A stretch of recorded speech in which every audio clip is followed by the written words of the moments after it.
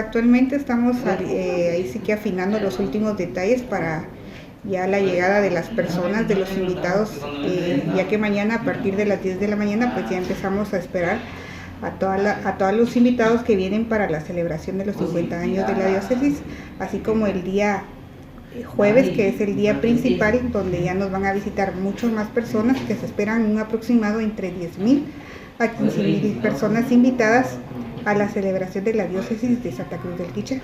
Ya anteriormente a estas fechas pues se han tenido varias reuniones en donde se ha coordinado tanto con la Policía Municipal de Tránsito, Policía Municipal y Policía Nacional Civil. La municipalidad, en compañía con el señor alcalde y consejo municipal, pues ha dado la colaboración a esta actividad de la diócesis de Santa Cruz del Quiché. Muchísimas gracias a los medios de comunicación. En este día pues tenemos la oportunidad nuevamente de trasladarles algunos mensajes que son de bastante beneficio para cada uno de la población. Les recomendamos que el día de mañana, ya a partir de mediodía, se estarán utilizando algunas vías que serán puestas a disposición de la celebración de los 50 años de la diócesis de Santa Cruz de Quiché.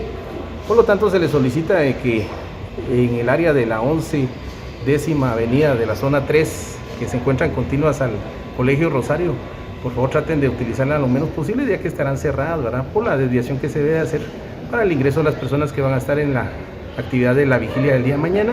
Y el día 27 pues estarán cerrando desde temprano algunas vías por poco tiempo, ¿verdad? Entonces esto nos dará la pauta que pues, se puedan movilizar tranquilamente y normalmente a sus actividades cotidianas. Sí, correcto. Más que todo para el día 27 la concentración de 8 a 9 de la mañana en los parques centrales.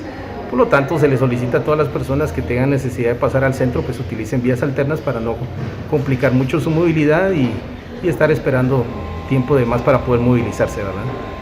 Policía Municipal de Tránsito, en apoyo a los 50 años de la diócesis de Santa Cruz de Quiché.